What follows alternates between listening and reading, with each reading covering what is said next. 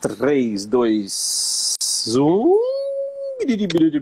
Aê! Muito boa noite, doutora. Boa noite, tudo bom? Tudo bem, querida? Tudo ótimo. Deixa eu ajeitar aqui também, né? Pra ver se tá legal. Isso, aqueles ajustes técnicos que a gente faz no início das lives. Prazer imenso. Prazer. Eu gosto do seu sotaque. Sotaque não, do seu accent. Você é de onde, doutora? Eu sou mineira. Mineirinha mesmo. Mineirinha de Minas. Bem mineira. Meu sotaque agora piorou um pouco mais, porque... Por causa de quê? Eu ficava mais no trecho. Antes eu ficava viajando mais. Agora com a pandemia eu brinquei que agora o negócio ficou feio. Agora o mineirês veio. Agora o trem vem forte. O trem vem forte. É Belzonte de Minas ou não? Não, eu estou a 180 quilômetros de BH, de Belo Horizonte. Centro-Oeste, aqui perto da região dos Lagos, tá. Furnas, é uma região bonita. Claro, sim, claro. Eu vivi um tempo em Minas, mas bem sul de Minas, Caxambu. Ah, tá. Também lugar lá no bem sul, legal. Circuito das Águas. Quando eu era garoto, 12, 13 anos, tinha parentes lá, ia lá passar férias e fiquei lá um pouquinho. Sul de Minas, gosto muito de Minas Gerais. Eu gosto do Brasil todo. Muito bem, doutora. Deixa eu fazer o pedido que eu sempre faço nas lives, para quem já está aqui. Clique ali no aviãozinho, aqui embaixo, o aviãozinho. Vai aparecer a sua lista de amigos e você sai convidando a galera para assistir a gente aqui. Vai ser uma live muito legal. Então você pode chamar até 50 pessoas. Vai clicando aí, ó, vai escolhendo os amigos que você gostaria que participasse desta live. Vou fazer isso também. Isso, eu estou conversando com vocês aqui enquanto eu faço isso. Clicando aqui, chamando as pessoas. Ó, você seleciona 50. Quando chegar nesse número, o próprio Insta vai dizer para você: deu mais de 50, não pode. Aí você clica lá embaixo no enviar e as pessoas vão receber o aviso, o convite de que estamos no ar com esta live. Então, ó, estamos lá, aqui, ó, vai mais um pouquinho. 50, ele avisa. Vai clicando, chega em 50. Eu já mandei. Já mandou, pronto. Enviar separadamente. Tchum, foram. As pessoas receberam o convite. Então, muito boa noite para todas as pessoas que já estão aqui. Eu percebi, mas já voltou rapidamente. Tá ótimo. Voltei. Esta é uma live com a doutora Cristiane Romano. Ela é doutora em comunicação. Ontem eu fiz uma live muito legal com uma pessoa que eu não conheço. Olha só. Eu vi um post, alguma coisa dela, da Millennium, e entrei em contato. Nós trabalhamos no mesmo ramo, né, que é a programação neurolinguística. Eu falei, vamos fazer uma live. Ela topou. Foi bem legal. A doutora Cris, olha a intimidade, doutora Cris. Não, pode tirar o doutora, vamos para o Cris mesmo. A Cris, gente, eu não conheço a Cris também. Eu não conheço, eu nunca vi. Eu não sei quantos metros ela tem, eu não sei se ela é canhota. Eu sei que, já sei que ela é... Aí, agora eu já sei duas coisas. Eu sei que ela é canhota, eu sei que ela é de Minas. O que aconteceu? Eu também vi um post da Cris, me chamou a atenção. Eu fui lá, dei uma olhada no perfil, entrei em contato e propus essa live. E ela gentilmente aceitou. Então a gente vai fazer uma live aqui, onde nós vamos, na verdade, nos conhecer. Eu não conheço só pelo que eu li ali, pelo que eu vi. E vamos lá. Então vamos conversar sobre comunicação. Cris, como é que a comunicação entrou na sua vida?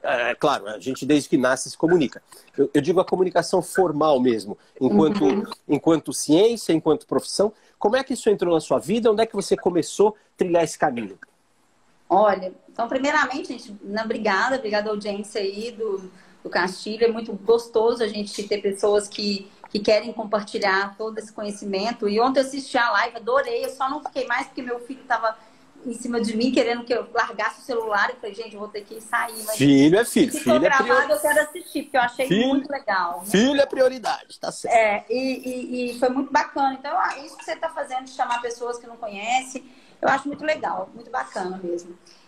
Mas como entrou a comunicação? Primeiramente, gente, eu fiz fono, tá? Eu sou fonoaudióloga. Isso. E como fono, a gente, desde quando a gente... Opa, volta um pouquinho. O que te levou para fono? É de família? Não, na verdade, uma paixão antiga? Não, eu escutei uma palestra no cursinho de uma fonoaudióloga e eu fiquei apaixonada. Que bacana.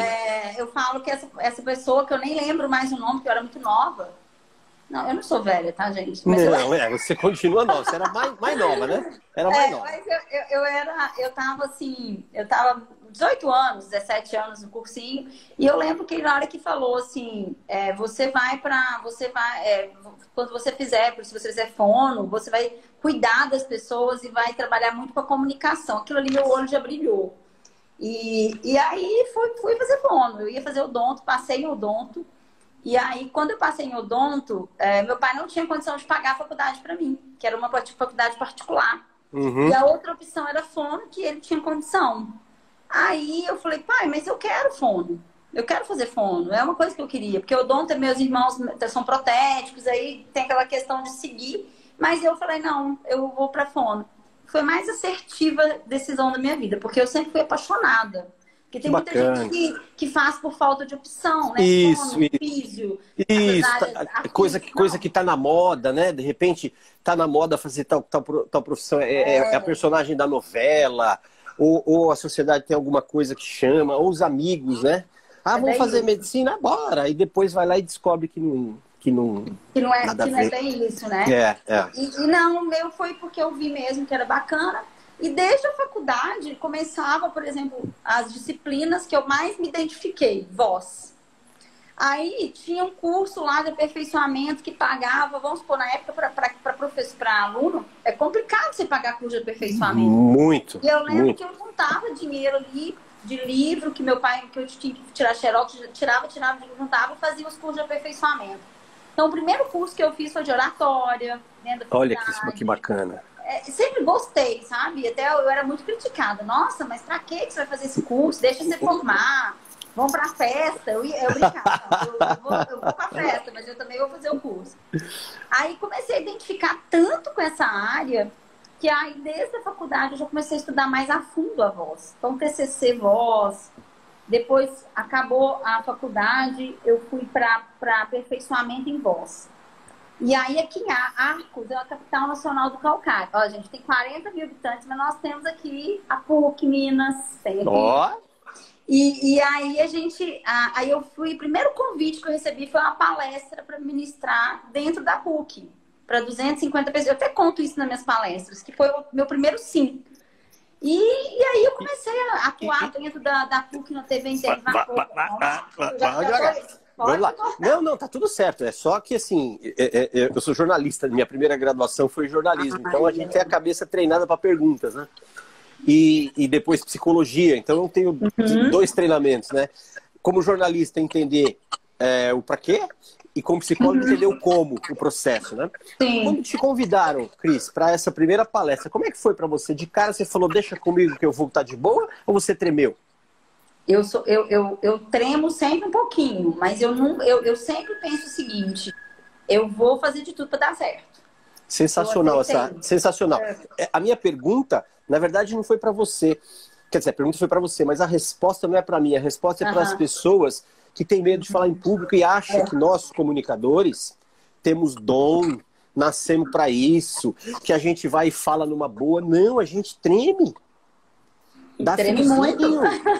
Eu trabalhei no SBT e um dia antes da Hebe, falecida e famosa Hebe Camargo, entrar no ar, ela tava nervosa assim. Eu falei, Hebe, você tá nervosa? Ela falou, tô. Eu falei, você tem 150 anos de televisão, você tá nervosa? E ela disse, o dia que eu não senti nada, é a hora de eu parar. Porque aí eu vou apresentar de qualquer jeito. Boa. O dia que chamarem a gente para subir num palco, para falar para uma pessoa ou para 1000, e a gente subir de qualquer jeito, vamos lá, vai. É melhor procurar outra coisa. Então, quem está assistindo e tem medo de falar em público, e esse é o medo número 1 da humanidade, estatística a nível mundial, mais do que medo de morrer, mais do que medo de sofrer acidente, mais do que medo de perder parente, é medo de falar em público.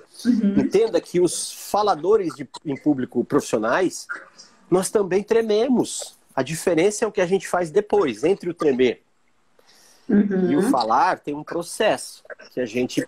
Aqui vamos até compartilhar algumas estratégias. Mas então você deu aquela tremidinha, mas falou, eu vou, é uma oportunidade. Como se sentiu? Como se sentiu lá em cima? Como se sentiu? Pai, olha, eu assim, não sei se é porque eu amava o tema que era voz e que eles pediram para entrar com essa parte.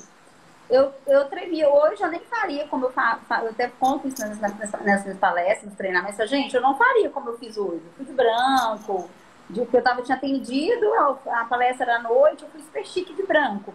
Hoje eu não faria isso, porque, por exemplo, eu nem uso mais branco, né? Eu atendo até hoje, mas nem uso. E assim, umas coisas bestas, mas que sim, são os detalhes que a gente aprende, né? os macetes que a gente aprende na prática, né? Antes de fazer, você não sabe. Vai lá e começa a dar cabeçada. Eu sou super adepto dessa ideia. Feito é melhor que perfeito. Faz e depois corrige. Eu percebo muita gente querendo se lapidar tanto para ficar perfeito para depois começar. Não existe isso, cara. Tu vai morrer antes. Exato. Nunca vai ficar pronto. O Silvio Santos gagueja, que é o maior comunicador do mundo que eu conheço. Ele tem branco. Bom, agora então que ele tá velho pra caramba, ele tem muito branco. Dá branco, mas ele gagueja, ele dá branco, ele dá gafe. Ele comete pequenos deslizes que o iniciante acha que é um pecado. Ai, meu Deus, e se der branco? Se der branco, ri. Fala, gente, eu esqueci o que eu ia falar.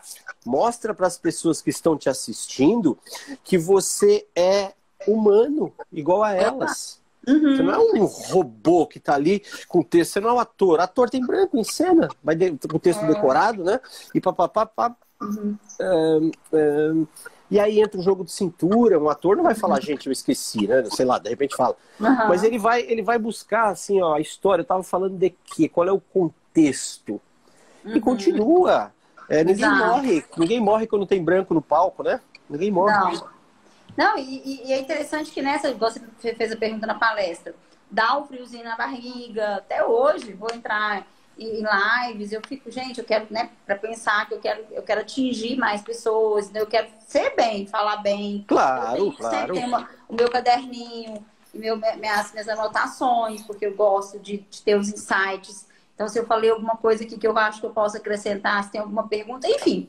Então, foi essa primeira palestra. Legal. Aí, acabou. Aí foi, tá. Aí fono, graduação, aí especializou em voz. Isso. O seu mestrado foi em quê? Foi em saúde do trabalhador, mas foi a expressividade do professor ministrando aula. Então eu avaliei. Olha que legal! É fantástico. A minha tese e a minha dissertação. A do mestrado, eu avaliei um professor, eu coloquei um vídeo. Desculpa, uma câmera, tá, gente? Também me deu branco agora, tá? Não tem problema, tá tudo certo. Uma câmera no fundo da sala e o professor dando aula. Eu não estava dentro, né? Porque pesquisadora, eu não podia ficar dentro, porque senão dava erro.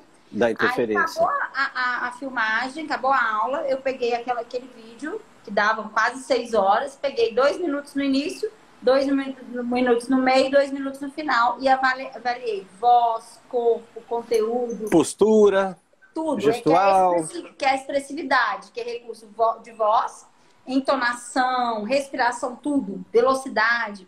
Aí, quando eu fui dar o feedback, foi um estudo de caso. Quando eu fui dar o feedback para a professora, porque ela queria, a vontade dela era essa, olha, eu quero feedback. Ela falou, eu fiz isso. Eu mostrei o vídeo, ela, nossa, eu fiz isso. Foi lógico, a filmagem, você preocupa com ela nos primeiros segundos. Isso, depois esquece. Automatiza. E sabe qual que é o melhor? É que eu peguei 197 alunos que não tinham contato com ela.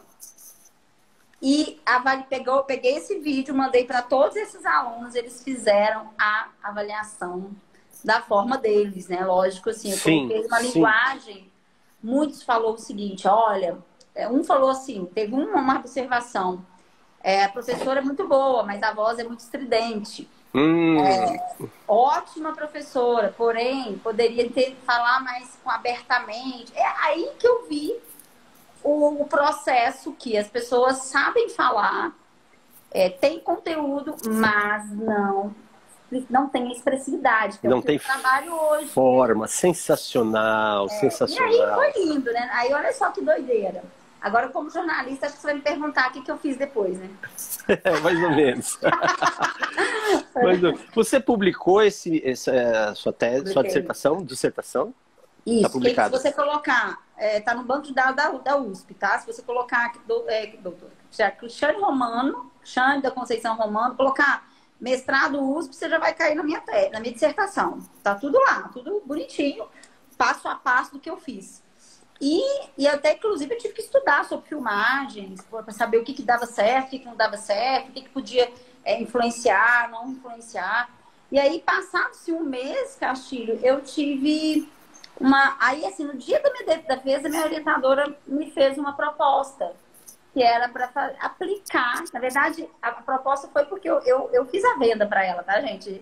Eu até ensinei isso no meu último mini curso. Por exemplo, eu já estava na cabeça o seguinte, que eu avaliei, e eu tinha uma resposta para aquela avaliação, que era a minha intervenção. Perfeito. Então, meu doutorado foi a intervenção para Uau! futuros professores. Olha que legal. Sensacional. Alunos do quinto ano, do quarto, não lembro, do quarto de licenciatura, porque meu mestrado e meu doutorado foi na enfermagem da USP. A minha orientadora é enfermeira. Então, todos os estudos eram levados para enfermagem, mas estatisticamente serve para tudo, né? Quer dizer, é notável que um estudante, para ser professor, ele precisa da expressividade. O que eu fiz? Eu fiz um antes, apliquei meu curso de 20 horas, exercício, teve PNL também, tive a parte toda do processo profissional e apliquei as técnicas.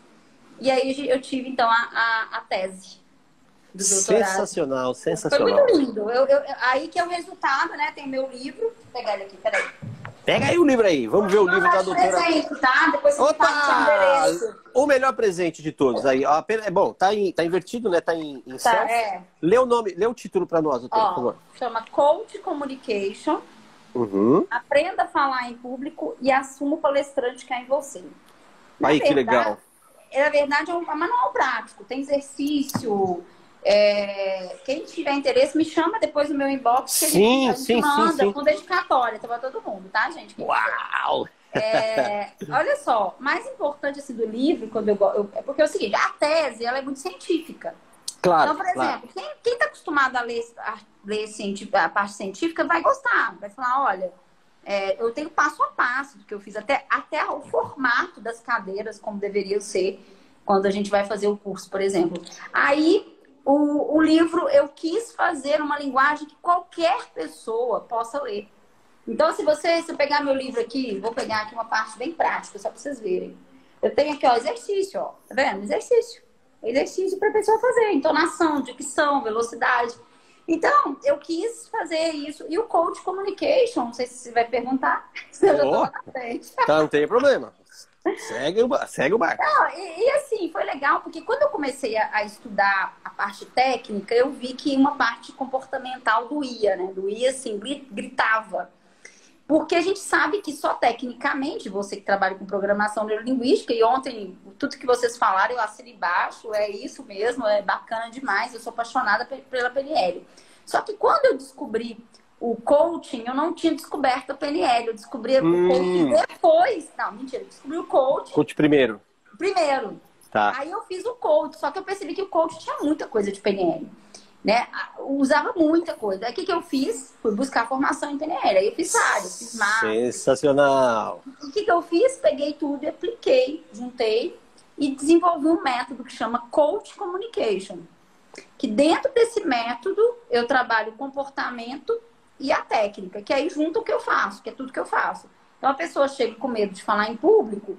Então eu vi a pergunta que você fez, como é que é o frio na barriga, às vezes a pessoa tem coisas horrorosas, né? Desmaia, vomita. Tem isso, tudo. Isso. E aí eu vou trabalhar as duas partes.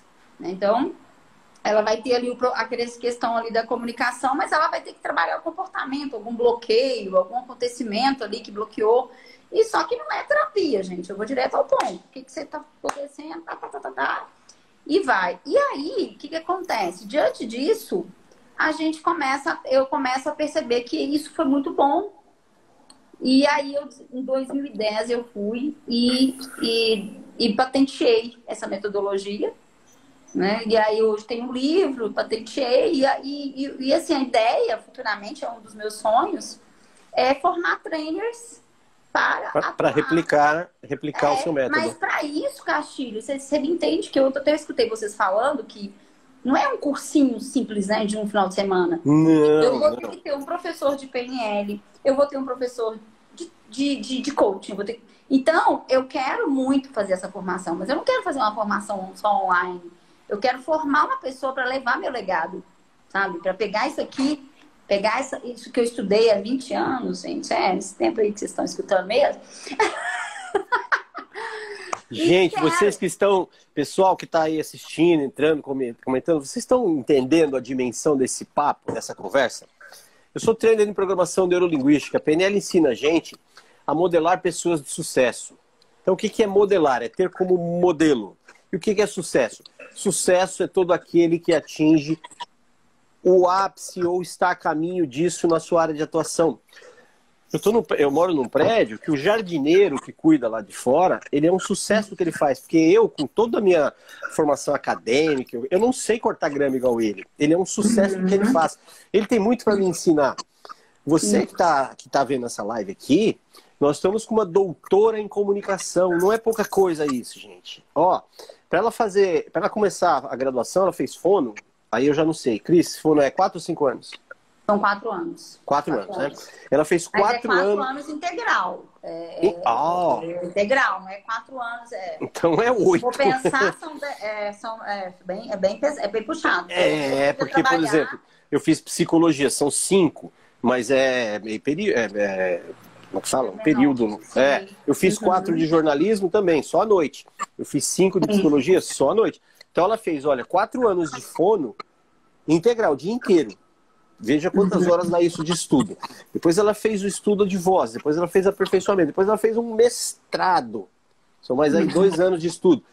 Depois ela fez um doutorado, ou seja, 4, né? Nós estamos aqui com uma oportunidade, quem não conhece, os meus seguidores, que talvez não a conheçam, tem essa oportunidade de entender a estrutura por trás do método. Talvez você não se interesse por voz, por comunicação, mas talvez você se interesse por desenho, por pintura, por música, por culinária, por administração, por finanças. E você pode aprender com ela o método, a estratégia, não passo a passo. Não tem nada a ver com comunicação. Você acha, né? Porque não tem o que se fazer nesse mundo sem comunicação. Lembra do Náufrago, o filme Náufrago? Quando ele ficou sozinho numa ilha, a primeira coisa que ele fez foi arranjar uma bola, um Wilson, para ele conversar, para ele se comunicar com ela. É inerente do ser humano se comunicar.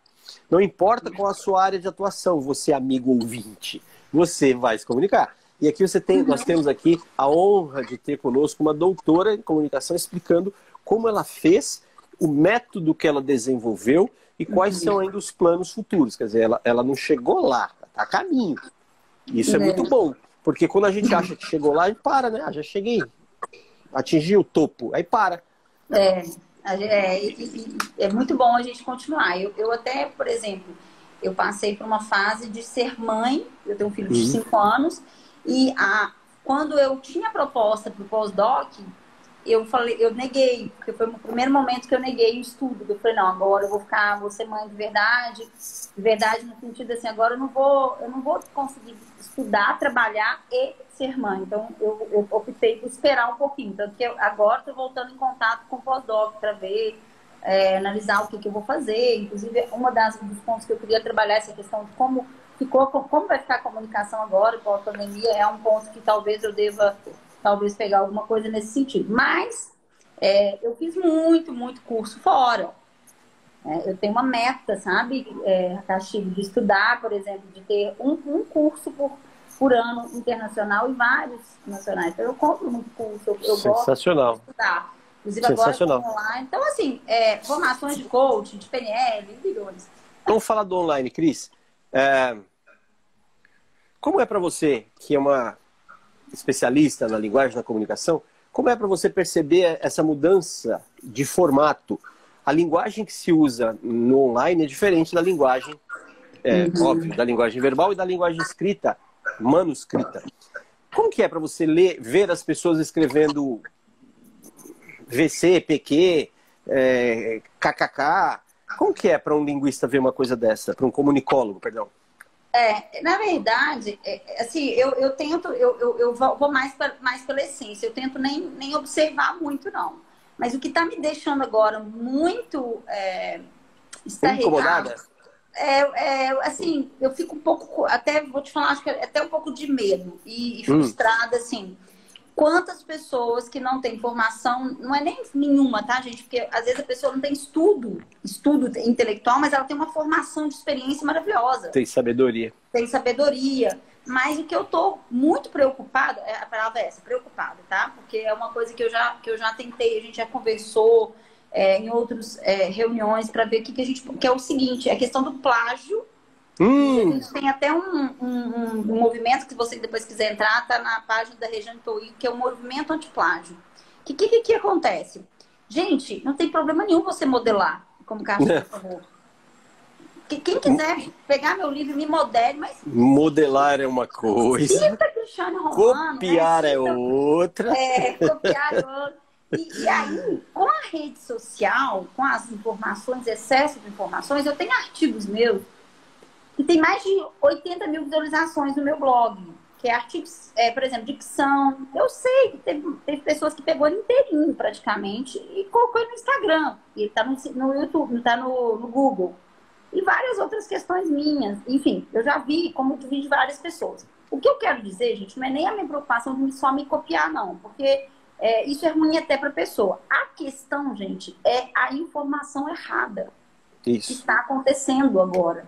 Então, a gente tem pessoas aí, eu vou dar até um exemplo, Castilho, né? Na área mesmo. Vamos pegar uma área de... Eu sou fono. Então, eu tenho uma formação de distúrbio da comunicação muito forte. Mas, por exemplo, vamos colocar que tem um locutor que ele fala muito bem. Ele fala bem, tá? Só que ele não sabe ministrar exercícios de voz. Então, o que ele faz? Ele pega um exercício na internet, no YouTube, e vai lá e dá aquele exercício. Isso. Aquele exercício gera nódulo na voz. Gera, gente. Tem exercício. Eu vejo pessoas ensinando a colocar o palito aqui. Não pode colocar aqui, ó. Aquele palitinho para fazer exercício, ou a caneta, né, ó. Você não pode pôr aqui, senão dá disfunção de ATM. Então, tudo, até eu, Cristiane, quando eu vou fazer meus cursos online, eu falo, gente, cuidado com o exercício. Então, o que acontece? Não é que tem nada a ver o jornalista, o locutor pode ministrar o que ele quiser. Desde que precisa me embasar. Então, eu estou falando de fono, de oratório, mas vamos imaginar outra área, tá? Outra área. Uma área de direito, uma área de marketing digital. Quantas pessoas já perderam dinheiro comprando cursos que prometiam ganhar 100 mil, 200 mil, 400 mil, sei lá quantos, né? Ou tem maneira de falar do carro, né? 6 em 7, eles falam. 6 em 7. Ganhe 6 dígitos em 7 dias. Eu, assim, pra falar a verdade, tomara que seja verdade. Eu até quero fazer um 6 em 7. Lógico, quem não quer? Mas, gente, o caminho para isso tem que ter um embasamento, tem que ter um... Então, eu falo, né, o Érico Rocha que fala do 6 em 7. O Érico Rocha traz o caminho certo, mas tem gente replicando isso de forma errada e prometendo mundos e fundos em série. Aqui eu não quero nem falar bem nem mal, não. Eu dei um exemplo que é o mais conhecido, né, Castilho? Que é um exemplo que a gente sabe. Como também tem um monte de gente aí ensinando como criar curso online do zero. E aí você compra o curso, você fala, mas peraí, ela ensinou a criar mesmo? Cris, um dia eu vi um anúncio, chamou tanta atenção que eu entrei em contato. Falei, entrei em contato, né? Falei, explica melhor que eu não entendi. Olha o que era o curso. O curso era de como vender um curso de sucesso. Eu falei, tá, mas curso de quê? E a ideia do sujeito era a seguinte, presta atenção. Não se preocupa com o conteúdo. Primeiro você vende, depois você cria o curso. Olha que absurdo. Que absurdo. Então é assim, é um curso de picaretagem, de como enganar as pessoas. Então, um marketing fantástico, uma coisa mirabolante para chamar a atenção. Então, primeiro você vende e depois, com o dinheiro que você vai ganhar, você compra o material aí e tal, adapta e entrega para as pessoas. E com a democratização da informação, isso que a gente está fazendo hoje, por exemplo, 10 anos atrás, não existia isso. Fazer uma live por uma rede social, não existia isso. Então, do mesmo jeito que nós estamos conversando aqui, levando a conversa num alto nível, agora mesmo, no canal ao lado aqui, tem gente falando também qualquer coisa, sem embasamento, sem conhecimento, apenas com maquiagem. Não maquiagem literalmente falando. Sim. Tem live sobre maquiagem, tá tudo bem. Maquiagem no sentido metafórico. Então a pessoa faz uma embalagem bonita E o conteúdo não tem. É meio que um Kinder Ovo. Você compra, mas não sabe o que é que tem dentro. Boa.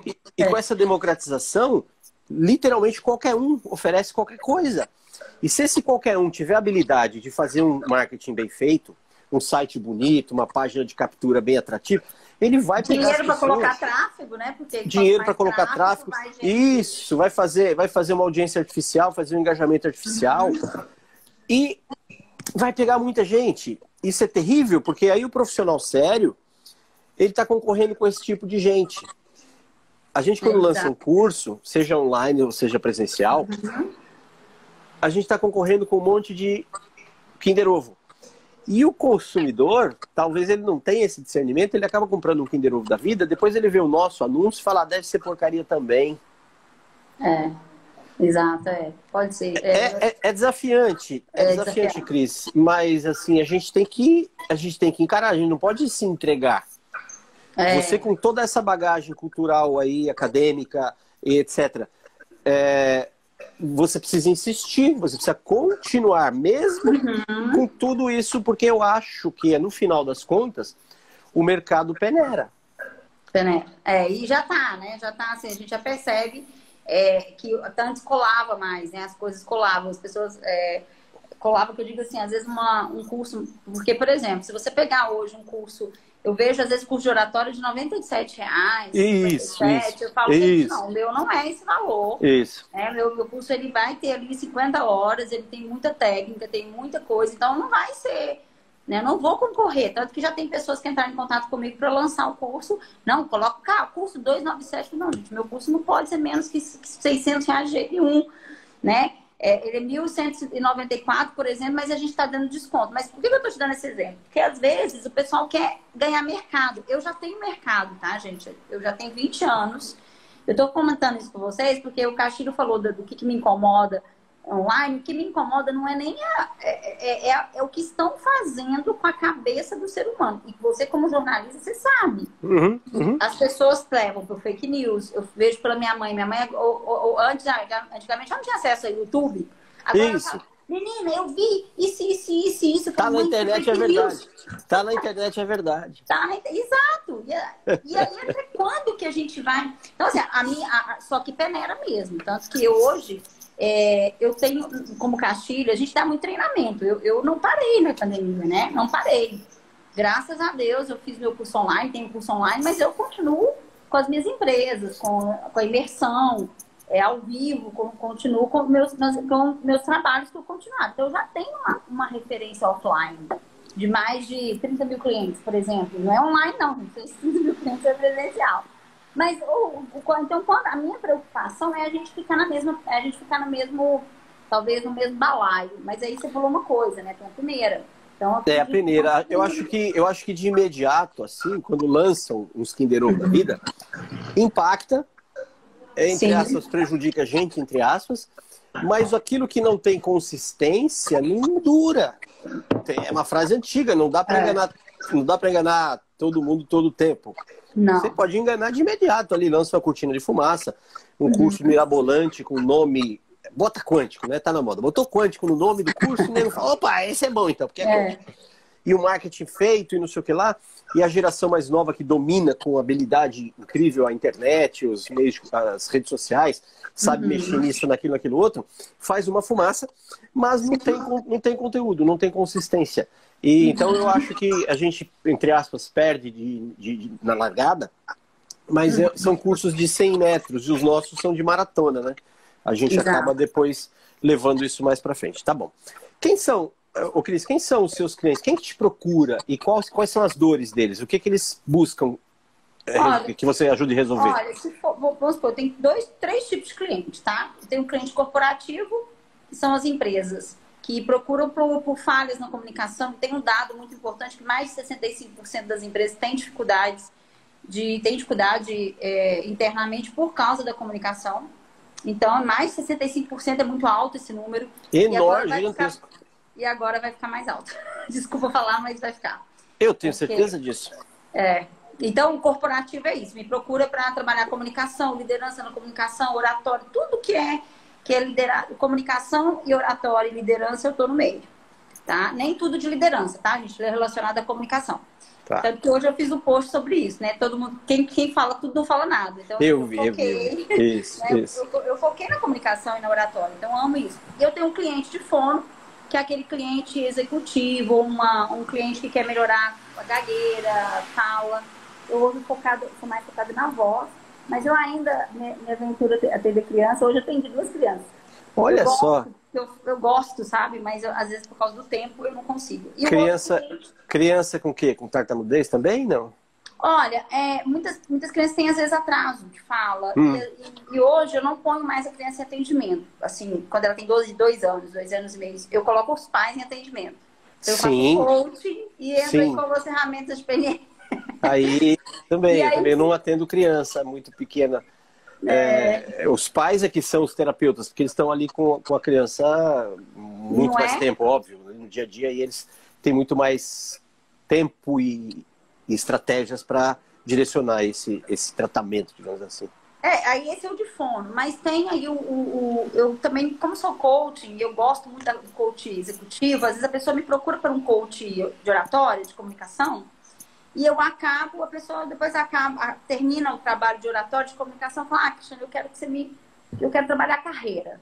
E como eu gosto muito, eu porque o coaching eu fiz muito tempo, como PNL, e é uma coisa bem gostosa, eu gosto desse processo. Se eu tenho tempo, e tem então os clientes VIPs, né, que esses clientes que eu chamo de VIP, mas é o cliente individual, que é o cliente que procura para, eu quero fazer uma apresentação daqui 3 meses, eu tenho uma dissertação de mestrado para defender. Então aí eu pego e vou e trabalho aquele caminho com a pessoa, tá? Esses são os meus principais clientes. E a dor.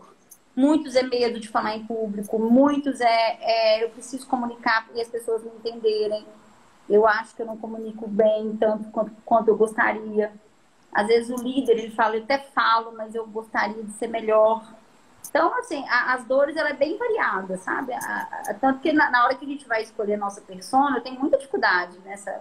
Que agora eu tô começando a acreditar que não existe persona, tá, gente? Mas é o seguinte... É que eu acho que o seu ramo de atuação, Cris, como eu falei... Outro, né? Ele está permeado em todas as atividades. Exato. Então, eu acho que tem persona. Mas as suas são tantas por conta disso. Você é psicólogo, você é jornalista. Isso. Você... O que mais? Peraí, eu comecei em rádio, sou radialista. Primeiro eu comecei em rádio, aí fui para TV, então eu sou radialista, jornalista, depois eu fui fazer psicologia, fiz pós em neurociência, neuropsicologia, programação neurolinguística. Tudo isso é comunicação. Então, olha só, todas essas... Cada uma dessas eu seria uma persona diferente para... Exatamente. Então, eu acho que tem aqui, no teu caso, como a comunicação, ela permeia as profissões todas, as relações humanas, para você identificar uma persona realmente é muito, muito amplo, porque... Vamos lá, vamos pegar de novo. Eu comecei em rádio. Se eu falar só isso, eu ainda estou falando muita coisa. Você precisa perguntar para mim. Tá, mas em rádio o quê? Você era redator, você era locutor, era locutor. Tá, mas de que tipo? Era esportivo? Era noticioso? Era musical? Porque muda. Muda. Na época que eu fazia fono, na especialização em voz, a gente tinha voz para locutor de tal, voz para... A gente estudava cada tipo de voz. Cada tipo, que muda, claro que muda. A gente fala voz de travesseiro, que é o locutor da madrugada. Muito boa noite, você ligadinho no sucesso da rádio, tocando aquela música que te toca, aquela impostação de voz pra madrugada. De manhã, se o cara fala desse jeito, o ouvinte dorme. De manhã é pra cima, de manhã é registro alto. Bom dia, você ligadinho aqui na sua frequência da rádio, é pra cima. Então, mesmo sendo, sou locutor musical, mesmo assim tem variação. Tem variação. Então, esta persona na tua ramo de atuação tem que ser muito, muito, muito... Não, e é impressionante, porque quando a gente foi... Esse último lançamento, o pessoal do marketing falava assim, não, a gente tem que escolher uma persona. Pra gente, eu não tenho uma persona. Não tem. Uma persona que eu tenho certeza que ele é líder da sua vida. Tanto que eu falei muito sobre líder. Que é o líder, por exemplo, você é um líder da sua vida. Sim, sim. Porque você é autônomo, você pode... Então, todo mundo, em algum momento, comunica porque ele é líder. Ele precisa liderar a sua carreira, ele precisa liderar a sua... que está à sua volta. Então, aí a gente teve nessa vez público educador, locutor, a gente teve advogados, autônomos, então, enfim, porque todo mundo... Vamos pensar... Pessoas que estão assistindo a gente, persona ou avatar, são alguns sinônimos que se usa, é o público que você quer atingir com a sua mensagem, produto ou serviço. Então, qual a sua persona, qual o seu avatar, qual o seu público específico? E isso vai direcionar a sua comunicação, a sua publicidade. Quem fala para todo mundo não fala para ninguém. Exato. Então você precisa escolher para quem você fala, porque muda o modo de falar. E esse modo de falar é para quem? É para sua persona ou para o seu avatar. É só uma explicaçãozinha. É o lado do professor. Do professor sempre não, mas foi certo.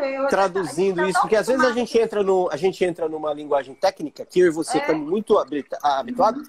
E o ouvinte, o espectador aí, eu não sei como é que chama, espectador, a audiência fala do que diabos eles estão falando, né? Então, de vez em quando dá essa pinceladinha só para trazer perfeito. As pessoas para junto da gente de novo. Ótimo. Maravilha. Cris, como é para você perceber, assim, tradicional na linguagem popular, utilização do termo doutor, doutora para médicos e advogados? Como é para você que é uma doutora com doutorado, esta colocação de doutor como uma socialmente aceita? Então, é interessante isso, porque quando eu não usava doutora, não usava. Aí, quando eu terminei o doutorado em 2014, até o meu marketing falou assim, Cris, usa o doutora. Eu falei, mas... Né? Aí, olha pra você ver como é que é a cabeça do ser humano.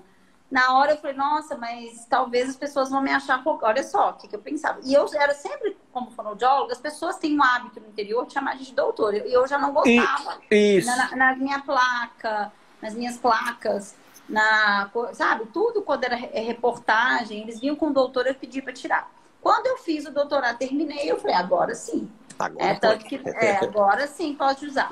Eu acho sim que a gente... é muito realmente deveriam se usar apenas quem faz realmente a academia, não só academia no sentido do acadêmico, mas de estudar para isso, né? Quer dizer, o que é o doutor? O doutorado é você pegar um determinado tema e você vai aprofundar naquele tema. Então, eu estudei aprofundado a expressividade oratória, mais de 1000 artigos científicos, até do Japão. E não só 1000 referências. Se você pegar minha tese, vai ver. Tem muitas referências. Então, a gente vira doutor nessa área. Não quer dizer que eu sou doutora, sabedora de tudo, tá, gente? Não. O termo, né? É o termo. Aí, o que acontece? Às vezes tem gente que fala assim, por que você usa doutora? É por isso que eu deixo bem claro no meu feed, né, que é o doutorado mesmo, e a fonoaudiologia, porque a fonoaudiologia também já vem da área de saúde. Isso. E que dentro dos hospitais a gente era muito chamada mesmo de doutora. Né? Aqui no Nordeste, eu moro em Fortaleza, sou de São Paulo, mas eu moro aqui em Fortaleza. Aqui no Nordeste é muito comum, o profissional da saúde é chamado de doutor.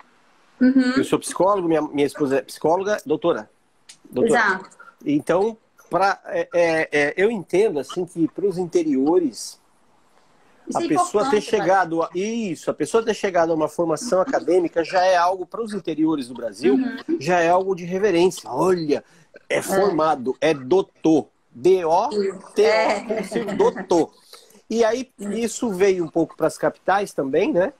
Então, se é formado na saúde, é doutor. Aqui nessa região, né? Eu moro aqui no Nordeste. Lá em São Paulo eu não percebia isso, não. Lá em São Paulo, psicólogo é psicólogo, o fono é fono e Sim. acabou. Mas essa questão do doutor médico e do doutor advogado é algo cultural, né? Social, algo que... Isso. Já até acho que virou, o médico já é até obrigatório. Não sei se o do advogado, eu não lembro. Eu já vi que já tem uma questão de obrigatoriedade. Eu vi, não sei se é onde que eu vi isso, gente. Depois eu posso confirmar e passar isso. Aí eu interpreto assim como a flexibilização da palavra. Por exemplo, mestre. Academicamente falando, mestre é quem faz mestrado. Popularmente falando, mestre é aquele que é bom em algo. Você tem o mestre de obras, você tem o mestre Cuca, você tem o mestre da capoeira, você tem o mestre Yoda do filme do Jedi, lá não sei do que. Mestre passa a ser aquele que ensina. Isso. E academicamente também, tá? Porque vamos supor, quando a gente fica no mestrado, quando a gente fala, não, vou fazer mestre, que você quer dar aula. Tem muita gente que fala assim, eu vou fazer um mestrado para ter mais título. Não, mestrado é para você seguir a carreira acadêmica e ministrar aulas, entendeu? E porque você é mestre naquele assunto. Mas eu entendi o que você disse. Sim, nós temos muitos mestres muito bons no que faz e são chamados de mestres. Virou um termo, né? O mestre de obras, né? A pessoa que, obviamente, não tem uma graduação, né? Quer dizer, obviamente. Sim. Pode até ter, mas não precisa de graduação para ser um mestre de obras, mas ele é mestre. O mestre Cuca existe lá, pode-se fazer gastronomia e tal, mas ele basta que ele saiba cozinhar muito bem, ou que alguém repute a ele essa habilidade gastronômica, é mestre, é um nome. Então, algumas palavras, eu gosto muito das palavras desde garoto. Jornalista? Eu tenho apreço pelas palavras. E eu fico prestando atenção nisso. Isso significa uma coisa, a mesma palavra, ali significa outra. E outra coisa que chama muita atenção é a pronúncia. Sim. A fonética. Alguns... por exemplo, quando você começou a falar, eu falei, opa, mineira. Que a gente chama de sotaque, né? Que a gente chama de sotaque. Mineirinha. Os sotaques do Brasil, que é um o Brasil não é um país, né? O Brasil é um continente. E o modo de falar, as mesmas palavras. Então tem o sotaquezinho, os termos, né? Aí Minas, eu falo que Minas é inho. Um cafezinho com um pãozinho de queijo, gostosinho, é inho, né? No sul já é uma boca aberta, assim, bar, capaz, tri, tal, é grande para mim, né? Para mim o sul fala de uma maneira grande. Em Minas fala pequenininho. Aqui no Nordeste fala cantada, sim. Rapaz, mas tu tava lá meio... Então vai e volta, assim. E a pronúncia de algumas palavras. Aqui, por exemplo, a palavra registro é pronunciada com Z. Registro. Com Z. Logo que eu vim pra cá, aquilo me chocava, porque eu não estava acostumado a ouvir isso, né? Registro. A primeira vez que eu ouvi, eu falei... Parece que ela falou... Aí depois eu vi, é assim mesmo que fala. No norte, o NH pronuncia como se fosse NI. Então não é amanhã, é amanhã. É tenha paciência, tenha dó. Então, tenha. É mais o regionalismo, não é? É o regionalismo. Essas coisas chamam minha atenção. Eu escuto aquilo, eu presto muita atenção. Porque, assim, há muito tempo, a minha filha era minha secretária. E ela ligou na minha sala e disse, pai, tem um homem aqui falando português. Eu falei, fala com ele, você não fala português? Ela, mas é de Portugal. Eu falei, tá bom. Eu desci, fui ao telefone e eu sei que em Portugal não se fala alô. Em Brasil você fala, pega o telefone e fala alô. Lá se fala estou, né? Está lá? Eu já peguei o telefone e disse estou. E de lá ele, professor Castilho, um prazer falar contigo. Daí ele de imediato disse assim, de imediato gostava de pedir desculpa meu sotaque. Eu falei, amigo, quem tem sotaque sou eu, a língua é tua. O português é dele, né? Nós temos sotaque.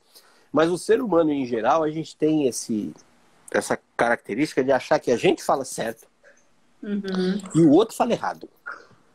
Então, se alguém fala registro, tá errado. Se fala tênia, tá errado. Se fala nigucim, tá errado. Trem. Pra vocês aí tudo é trem. Eu fico curioso de saber como é que vocês chamam trem. O próprio trem de trem.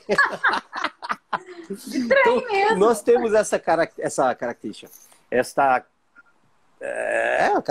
de achar que o outro tá errado. E não tem errado, eu acho assim. Eu aprendi isso muito cedo. Comunicação é o seguinte, eu tenho uma mensagem. Se você entendeu, a gente se comunicou. Verdade. Tudo bem, depois a gente lapida isso de uma maneira... Mas olha só, eu falei, você captou e respondeu, Pronto. Teve comunicação. Eu dava aulas de inglês gratuita e eu não falo inglês, não sou fluente. Eu sou cara de pau. E eu dava aulas de inglês. Eu dizia assim, eu já estive em 18 países e eu voltei de todos eles. Isso que é o mais importante. Eu voltei de todos eles. Porque o que eu entendo? Um estrangeiro vem para o Brasil e a gente acha tão bonitinho ele tentar falar português, né? Tudo errado. Eu querer água. Ai, que bonitinho, ele tá com sede. E a gente quer falar inglês perfeitinho. I would like to drink a glass of water, please. Ah, vá pro inferno, cara. Fala water. Fala Thursday, water. Water. Se o outro entendeu, você comunicou. E depois você vai lapidando aquilo que a gente falou no início. Sobe no palco primeiro, faz a sua apresentação e depois você ajeita onde é que você pode melhorar, onde é que você pode e tal. E eu vejo isso desde sempre, desde isso. A comunicação é aquilo, ó. Se eu tô falando e você está entendendo, tá bom. Depois a gente vê como é que melhora isso. Então eu fico prestando atenção em como as pessoas falam, às vezes eu até comento, que eu acho interessante, mas em hipótese alguma eu digo que as pessoas estão falando errado. Se ela falou e eu entendi que registro, eu em paulistano falo registro com G, e o nordestino fala zistro com Z, mas a gente tá falando a mesma coisa, pra mim tá bom, deu pra entender. Sim. Depois, dependendo do contexto, dependendo do objetivo, dependendo do ambiente, a gente vai lapidando isso para uma maneira mais formal. Mas o primeiro passo é comunicar. E isso volta lá na nossa conversa inicial. Como é que faz para falar em público? Fala, criatura. Fala. Depois você analisa. Começa. Depois você analisa onde é que você pode melhorar. Pede feedback de quem tem algo para te falar. Pergunta para a doutora Cris, pergunta para mim. Mas o problema é que as pessoas pedem feedback para quem está do lado. E às vezes quem está do lado sabe menos do que ela. Exato. Aí desanima. Fala, ih, você falou um monte de besteira, rapaz. Não, ó, você não nasceu para isso, não. Desiste. Feedback de pessoa errada é a pior coisa que tem. Porque você é melhor não ouvir. É melhor não ouvir. Melhor não ouvir. Deixa para lá. O feedback deve ser pedido para a autoridade naquele assunto. Quem é o melhor comunicador que você conhece e tem acesso, tá? O melhor que eu conheço é o Silvio Santos. Você tem acesso ao Silvio Santos? Não, então esquece. Quem é um bom comunicador que você tem acesso? Faz a sua apresentação, pede para ele ver, grava um pedaço, manda para ele, pede para ele te dar feedbacks. Mas faz. Atendi já muita gente, curso, nesse final de semana mesmo dei um curso em Porto Alegre, foi. E quando eu faço técnicas para fobia social, medo de falar em público, um monte de gente. Eu tenho um monte de medo. Eu falei, eu sei, estatisticamente é o que mais tem, é medo de falar em público. E como psicólogo até entendo as causas disso, mas a gente não se preocupa com isso, a gente quer resolver. E uma das maneiras, uma dica que eu dou para quem está assistindo aí, se identifica, começa e depois ajeita. Falar em público é o quê? É uma apresentação para 100 pessoas? Não, é uma pessoa, é tete a tete, é você falar com uma pessoa, com 2 pessoas, com 5 pessoas. Isso é falar em público. Começa, o que de pior pode acontecer? Você falar com alguém, engasgar e dar branca, falar besteira e a voz falhar na hora. O que de pior vai acontecer? Ria da situação e você vai perceber que o mundo não vai acabar, porque você teve um branco, gaguejou, porque alguém te fez uma pergunta que você não sabia responder. Quando eu estou numa apresentação, numa palestra, alguém faz uma pergunta que eu não sei responder, eu digo, eu não sei responder. E, inclusive, gostei da sua pergunta, porque eu vou anotar isso aqui, eu vou aprender mais alguma coisa. Eu vou atrás dessa resposta aqui. É melhor para mim. Eu aprendo quando você pergunta o que eu não sei. Mas aí, falando um pouquinho como psicólogo, as pessoas se têm tão alta conta que ela acha inaceitável ela falhar. É inaceitável eu me expor e passar ridículo. É inaceitável para mim alguém perguntar algo que eu não sei responder. É inaceitável para mim eu falar alguma coisa e alguém rir. Jesus amado. É hora de você olhar para as crianças e aprender com elas. Criança não tem fobia social. Criança vê uma rodinha de criança, ela chega, oi, meu nome é fulano. Posso brincar? Vamos brincar? A não ser que os pais a cobrem aí. Isso, mas a criança espontaneamente, naturalmente, normal, é o bicho mais sociável que existe, é a criança. Ela não olha se o outro... Ela não olha se o outro é preto, é branco, é rico, é pobre, se o outro... Ela não tem essa avaliação de que ela vai ser julgada. É hora de você que tem dificuldade de falar em público, se espelhar em criança. Vai lá e fala.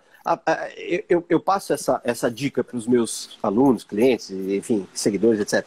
Faça-se a seguinte pergunta. O que de pior poderia acontecer se... Então eu tenho que falar com alguém, falar em público. O que de pior poderia acontecer se eu falasse com uma pessoa desconhecida, se eu fizesse um discurso, se eu fizesse uma apresentação? O que de pior? O de pior, as respostas variam aqui, ó. Ter branco, falar besteira, gaguejar, não saber uma resposta. Tá, vamos pegar qualquer um desse. Você gaguejou. O que de pior pode acontecer se você gaguejar numa apresentação? O que de pior? De pior alguém ri. Tá. O que de pior pode acontecer se alguém rir de você? Eu ficar constrangido. O que de pior pode acontecer se você ficar constrangido por 30 segundos? E se você esticar essa pergunta, você vai chegar à resposta que é nada. O que de pior pode acontecer se você falar em público? Sabe o que é? Nada. Você vai anulando o medo. O medo. Então fale, gente. Fale em público. Vai aos pouquinhos. E você sabe que tem uma coisa muito interessante. Isso não é nem dado científico, mas eu tenho os dados, dados do pessoal que me procura no site. Eu tenho um artigo sobre fobia social. E ele é muito lido no meu blog, sabe? Qual que é o seu blog? É www.cristianeRomano.com.br/blog. Entra no meu site, dentro do meu blog, dentro do site tem um blog. E aí, Castilho, de 10 pessoas que me procuram para fobia social, apenas 3 ou 2 leva para frente o tratamento. Por quê? Foge. Porque é muito fácil trabalhar.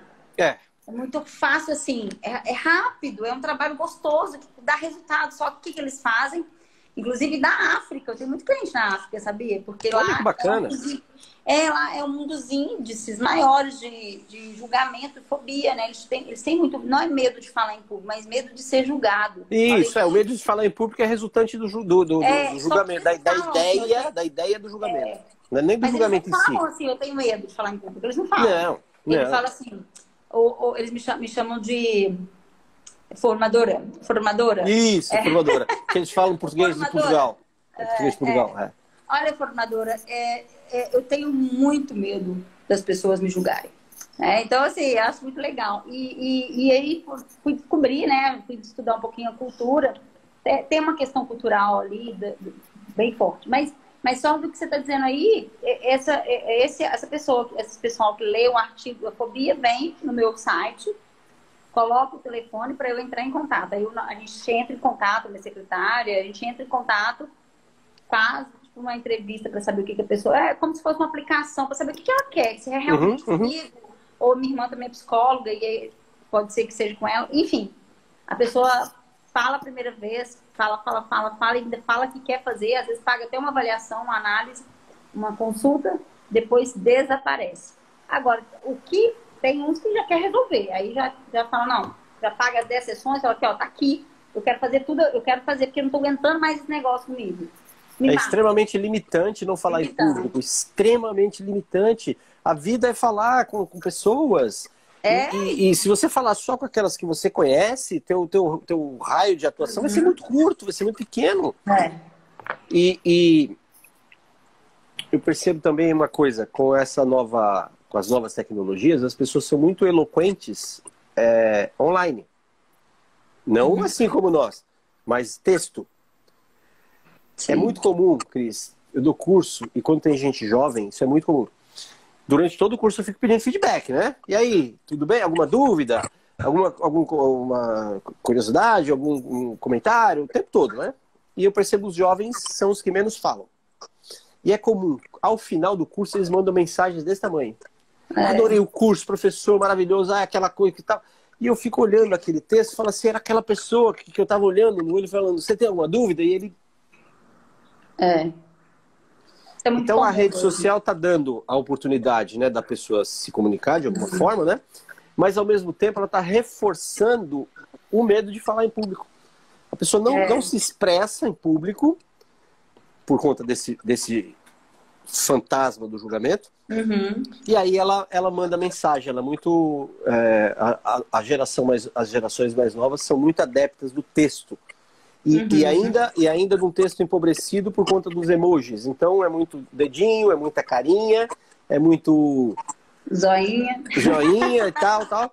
É comunicação, tá bom. Só que a gente meio que tá voltando pra caverna, né? Na caverna era desenho, né? Era rupestre. Fazia lá um desenho do negócio na parede. É verdade. A gente tá meio que voltando pra isso aí, mas tudo bem. Então, pessoas, aproveitem essa oportunidade dessas dicas. Guarda essa que eu te falei aqui. Vai ficar gravada essa live? Vai ficar. E vai ficar no IGTV. E vamos ver se eu consigo salvar para pôr também no YouTube. Ótimo. Então, pessoas, pergunte-se o que de pior pode acontecer se... Qualquer resposta que você tiver, você faz a mesma pergunta de novo, e de novo, e de novo. Você vai chegar à conclusão que o pior que pode acontecer é nada. Então vai lá e faz. Você vai mandar bem na primeira vez? Claro que não. Nada que a gente fez pela primeira vez fez bem feito. A gente começou a andar, caiu, levantou e anda hoje. A gente andava de bicicleta, balançava e caía para os lados, a gente anda, a maioria de nós, né, anda retinho hoje. Falar em público é uma habilidade a ser desenvolvida, como qualquer outra, tá? Como qualquer outra. Ah, eu sou tímido. Gente, eu também sou. As pessoas, algumas não acreditam nisso. Eu dou curso, dou palestra para N pessoas, falo, brinco, conto piada, faço imitação. Acabou, tchau. Eu saio da sala, eu volto a ser uma pessoa física. Eu sou quietinho, eu sou introvertido. Eu vou pro meu canto, eu não sou de balada, de festa, de turma, de... Quer ver uma coisa que eu não gosto, Cris? Aquela mesa cheia de gente. Vamos almoçar? Junta as mesas. Fala, ai meu Deus. Vai ficar aquele falatório, você não escuta a terceira pessoa. Então, se você só vai falar com duas, faz uma mesa de 2, 3, pequenininha. Na minha cabeça não faz sentido aquelas mesonas imensas, aquele monte de gente falando ao mesmo tempo. Mas quando eu subo no palco... Já aqui em Minas o povo gosta, viu? O povo adora, isso. Agora estão sofrendo um pouco. Mas na hora que eu tô num palco, na hora que eu tô numa sala de aula, na hora que eu tô de frente a uma câmera, eu visto aqui a uniforme, a persona do professor, do formador, vou lá e faço. Vai lá e faz. E faço o meu trabalho e dou a minha mensagem. Depois analiso, vejo feedback, o auto-feedback, puxa, eu falei demais, eu falei de menos, eu fiz isso, eu fiz aquilo, e ajeito para a próxima ser melhor. Mas a próxima só vai ser melhor se existir essa. Não dá para você melhorar uma coisa que não existe. Portanto, pessoas, metam a cara, falam em público, passem vergonha, porque é um dos caminhos para você aprender. Se você tivesse essa consciência do medo, da vergonha, você não andava. Porque criança, ela levanta, cai de bunda, aí levanta, cai de novo. Aí rala o joelhinho, rala o cotovelinho, cai. Mas ela não tem esse medo do julgamento. E aí você anda hoje graças à sua falta de vergonha de andar. Você fala graças à sua falta de vergonha de falar errado. Porque todo bebê fala errado, toda criança fala errado. Ela não tem aparelho fonador pronto, ela fala as palavras tudo errado. E a gente ri, acha bonitinho. Ai, que bonitinho, ele falou picoca. Ai, que bonitinho, tá. A criança não tem esse medo. Aí a gente vai crescendo, vai enchendo de medo na cabeça, de vergonha, de tem que ser perfeito. Não tem que. A perfeição vai vir com a prática. A perfeição vai vir com a prática. Só essa expressão tem que nós já temos que tirar. Né? De repente ficou tampo. Aí, agora acho que voltou. O seu microfone tinha tampo. Aí, voltou, normal agora. Voltou normal. Assim, o simples fato das pessoas falarem tem que, pronto, já não tem que nada. Já não tem que nada, não tem que nada. Vai que vai. Deixa eu falar uma coisa, a gente está chegando aqui, passou de 1 hora, então pessoas que estão vendo a live por minha causa, sigam a doutora Cristiane Romano. Tá o nominho dela aí, ó, clica no nominho dela, passa a segui-la para você consumir o conteúdo dela, que é de altíssimo nível. Pessoas que estão vendo a live pela doutora e quiser me perseguir também, clica ali no Castilho Palestrante. Me persegue também.